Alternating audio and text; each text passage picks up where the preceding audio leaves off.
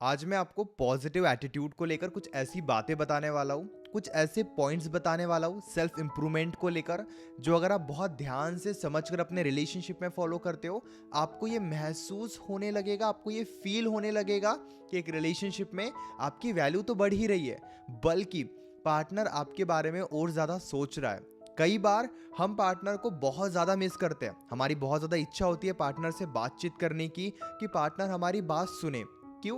क्योंकि इनडायरेक्टली या फिर अननोइंगली या फिर नोइंगली पार्टनर कुछ ऐसी हरकतें करता है जिस वजह से हमारा अटेंशन पार्टनर की तरफ चले जाता है। अब ऐसी ही कुछ बातों का ध्यान आप भी रखोगे तो आपको भी पार्टनर का अटेंशन मिलेगा। नमस्कार दोस्तों, मैं हूं श्रावण, आप देख रहे हो श्रावण की बातें, और आज की बातें बहुत ज्यादा कमाल की होने वाली है। सबसे पहली बात, और ये बहुत ही पावरफुल टेक्निक है, टेक्निक कहना तो गलत होगा लेकिन मैं आपको समझाने के लिए बोल रहा हूं, कि जब आप अपने इमोशंस को इंस्टेंटली चेंज करना सीख लेते हो तो आप एक बहुत ही पावरफुल पर्सनालिटी बन जाते हो। कई बार रिलेशनशिप में आपको अपने इमोशंस को इंस्टेंटली चेंज करने की ज़रूरत होती है, जो अगर हम नहीं कर पाए तो हम बहुत ज़्यादा इमोशनली वीक बन जाते हैं और पार्टनर हमसे इरिटेट होने लगता है। मैं जानता हूँ कि आपको बहुत ही आसानी से ये बात समझ में नहीं आ रही होगी, एक एग्जाम्पल देकर समझाता हूँ। मैं एक रिलेशनशिप में हूँ और इस मोमेंट पर मैं बहुत ज़्यादा लो फील कर रहा हूँ, मैं बहुत ज़्यादा दुखी हूँ, परेशान हूँ। मेरी इच्छा हो रही है अपने गर्लफ्रेंड से बातचीत करने की। अब मैंने अपने गर्लफ्रेंड को कॉल किया, लेकिन उसका ध्यान मेरी बातों पर नहीं है, या फिर वो दूसरे काम में बिजी है। देखिए, मेरी इमोशंस अभी क्या है कि मैं बहुत दुखी हूँ, परेशान हूँ, डिस्टर्ब हूँ। मैं चाहता हूँ कि मेरी गर्लफ्रेंड मेरी बातों को सुने, लेकिन मैंने ये भी देखा कि मेरी गर्लफ्रेंड का ध्यान अभी मेरे ऊपर नहीं है।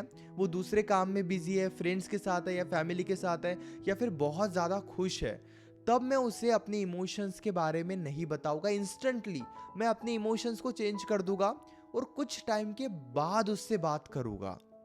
लेकिन कई बार क्या होता है ना, हम पूरी कोशिश करते हैं पार्टनर की इमोशंस को चेंज करने की। अगर हम दुखी है तो हम चाहते हैं वो भी हमारी बातों को परेशान होकर सुने, अगर हम खुश हैं तो वो भी हमारे साथ खुश रहे। और जब हम ये करना शुरू करते हैं तब वहीं से हमारी वैल्यू कम होने लगती है। आपको इसी बात को समझना है कि अगर आप दुखी हो तो पहले ये देखो क्या पार्टनर आपके दुख को सुनना चाहता भी है अभी या फिर नहीं। अगर वो सुनना नहीं चाहता, आप जबरदस्ती उससे सुनाते रहोगे, तो हो सकता है थोड़े टाइम आपकी बातचीत तो हो जाए, लेकिन वो आपके साथ बात करके बहुत बेटर फील नहीं करेंगे, और इसके भी बहुत ज़्यादा हाई चांसेस है कि वो आपसे इरिटेट होकर आपको इग्नोर करना भी स्टार्ट कर देंगे। लेकिन अगर आपने अपने इमोशंस का कंट्रोल इस तरीके से अपने पास रखा, आपको फील होगा कि हर कोई आपके साथ कंफर्टेबल फील कर रहा है और आपके साथ बात करना पसंद कर रहा है। अगली बात, इमोशनली खुद को इम्प्रूव करते रहो। कई बार जाने अनजाने में पार्टनर के सामने हमारी एक इमेज बन जाती है कि हम बहुत ही ज़्यादा इमोशनली वीक है। छोटी छोटी बातों पर रिएक्ट करना या रो देना, या उन्हें ये जताने की कोशिश करना कि हम उनसे कितना प्यार करते हैं। जब हमारे इमोशंस का कंट्रोल हम पूरे तरीके से उनके पास दे देते हैं, या उन्हें ये महसूस करा देते हैं कि हम इमोशनली कितने ज़्यादा वीक है, तो इस बात का एक तो वो फ़ायदा उठाना स्टार्ट कर देंगे, एक तो वो आपको फॉर ग्रांटेड लेना स्टार्ट कर देंगे कि यार चलो ठीक है, आपकी इमोशंस के बारे में तो उन्हें पता ही है, वो आपको मिस ही नहीं करेंगे। लेकिन जो लोग इमोशनली खुद को इम्प्रूव करते हैं, माना कि आज की डेट में आप इमोशनली वीक हो, छोटी छोटी बातों को आप दिल पर लगा लेते हो, आप रो लेते हो, परेशान हो जाते हो, पार्टनर की जब याद आती है आप खुद को कंट्रोल नहीं कर पाते हो, लेकिन आपने खुद को चेंज करने की अगर आप प्रैक्टिस करते हो कि चलो आज आपने पार्टनर को 10 कॉल्स कर दिए क्योंकि आपको पार्टनर की याद आ रही थी, आप खुद को समझाओ कि मैं इतना इन्वॉल्व हो रहा हूँ, ये गलत है, इससे मेरी वैल्यू कम होगी। धीरे धीरे अपने बिहेवियर को बदलो, प्रैक्टिस करते रहो सेल्फ कंट्रोल की, इमोशनली खुद को इन्वॉल्व करो। अगर पार्टनर के सामने बहुत ज़्यादा दुखी रहते हो, शुरू कर दो खुद को खुश दिखाना, शुरू कर दो खुद को खुश रखना, दिखावे की खुशी भी नहीं, सच में खुद को खुश रखो। जिंदगी में 10 और काम है, धीरे धीरे वहां पर ध्यान दो। अब आप कहोगे इससे होगा क्या? हम रिलेशनशिप में रहते हैं खुश रहने के लिए, पार्टनर के साथ टाइम स्पेंड करने के लिए। अगर हम यही सब करते रहे कि खुद के लाइफ पे ध्यान दे रहे हैं, दूसरों के साथ खुश रह रहे हैं, काम में बिजी रह रहे हैं, तो हम एक रिलेशनशिप में क्यों रहना चाहिए? लेकिन ये सोच आपको बदलनी होगी।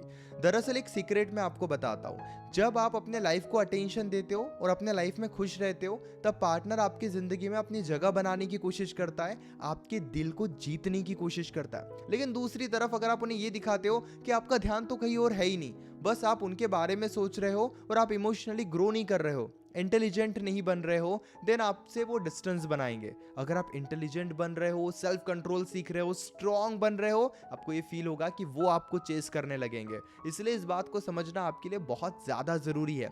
अगली बात, पोलाइट रहो, प्रैक्टिकल रहो और लॉजिकल रहो। अगर ये तीनों ही बातें आप समझ लेते हो तो एक रिलेशनशिप में आपके लिए अपनी वैल्यू को बढ़ाना बहुत ज़्यादा आसान हो जाएगा। कभी भी रूड मत बनो। कई बार क्या होता है ना, गुस्से में हम बहुत कुछ गलत बोल देते हैं, जिस वजह से हमारी एक इमेज बन जाती है और फिर पार्टनर भी गुस्सा दिखाने लगता है। लेकिन अगर आप एक बहुत समझदारी के साथ अपनी बातों को पोलाइट वे में रखते हो, उनकी कोई गलती हुई है, उनकी गलती उनके सामने रखो, लेकिन अपने माइंड में आप एक बात क्लियर कर दो। अगर आप ये सोच रहे हो कि गुस्सा करके बताओगे तो वो आपकी बातों को समझेंगे, प्यार से समझाओगे तो वो आपकी बात को नहीं समझेंगे, तो आप गलत हो। जो इंसान गलतियां भी प्यार से बताता है, आपने कोई गलती की है, मैं आपको बता रहा हूँ, बहुत ही प्यार से बता रहा हूँ और आपको सोचने का वक्त दे रहा हूँ, वो होता है एक बहुत ही बेटर वे। इसीलिए पोलाइट रहकर अपनी बातें पार्टनर के सामने रखो। नहीं सुनना चाहता है तो जबरदस्ती मत समझाओ, थोड़ा डिस्टेंस बना लो। जितने पोलाइट रहकर बातें करोगे, पार्टनर उतनी ज्यादा आपकी वैल्यू करेगा। दूसरी बात, प्रैक्टिकल बनो। प्रैक्टिकल बनना क्या होता है, यानी कि अभी आपने पार्टनर को कॉल किया लेकिन आपको पता है पार्टनर बिजी है, तो वहां पे आप इमोशनली मत सोचो, वहां पे आप थोड़ा प्रैक्टिकल बन जाओ कि ठीक है, अभी पार्टनर बिजी है, मैं पार्टनर से थोड़े टाइम के बाद बात करता हूँ या बात करती हूँ। जब आप इस तरीके से प्रैक्टिकल रहकर पार्टनर के कांटेक्ट में रहते हो, प्रैक्टिकल रहना स्टार्ट कर देते हो, ट्रस्ट मी, वहां से आपके लिए रिलेशनशिप में खुश रहना बहुत ज़्यादा आसान हो जाता है और प्रैक्टिकल लोगों को ज़्यादा अटेंशन मिलता है। मैं ये नहीं कह रहा हूँ कि इतना प्रैक्टिकल रहो कि इमोशनली सोचो ही मत, वो भी गलत है, लेकिन आपको बस ये समझना है कि कहाँ पर मुझे प्रैक्टिकल होना है और कहाँ पर मुझे इमोशनल होना है। जब इस बैलेंस को आप समझ लोगे तब आपके लिए खुश रहना सच में बहुत ज़्यादा आसान हो जाएगा। अगली बात, थोड़ा मिस्टीरियस रहो, गुप्त रहने की कोशिश करो। हमेशा अपने इमोशंस के बारे में बहुत ट्रांसपेरेंसी से बताते रहना ये भी अच्छी बात नहीं है। देखिए, एक सिंपल सी बात मैं आपको बताता हूँ। हम कई बार ये कंप्लेन करते हैं कि पार्टनर एफर्ट्स डालता ही नहीं है, पार्टनर बातचीत करने की कोशिश करता ही नहीं है। ये क्यों होता है? क्योंकि हम पार्टनर को एक आदत लगा देते हैं, पार्टनर की एक आदत बन जाती है कि इस रिलेशनशिप में उनको एफर्ट्स डालने की ज़रूरत ही नहीं है, और एक टाइम के बाद वो आदत इतनी बढ़ जाती है कि वो एफर्ट्स डालना ही भूल जाते हैं और उन्हें ये लगता भी नहीं है कि उनकी कोई गलती है। अगर शाम को बात होनी है तो आपको ही कॉल करनी पड़ती है, अगर आप कॉल नहीं करोगे तो बात नहीं होगी। अगर आपको उनसे कुछ कहना है तो आपको ही एफर्ट्स डालने होंगे। रिलेशनशिप में कोई प्रॉब्लम चल रही है, आप ही समझाते हो, आप ही एफर्ट्स डालते हो, आप ही स्टैंड लेते हो। तो जो ये हमेशा आप ही करते रहते हो, इससे पार्टनर की ये आदत बन जाती है कि उन्हें तो कुछ करने की ज़रूरत ही नहीं है और वो कभी कुछ करने के बारे में सोचते भी नहीं है। दरअसल इस आदत को भी बदलना होगा। कभी कभी उन्हें एफर्ट्स डालने का मौका दो। गुड मॉर्निंग का मैसेज अगर आप रोज करते हो, एक दिन मत करो, एक दिन उनका वेट करो। रोज आप कॉल करते हो, एक दिन उनका वेट करो।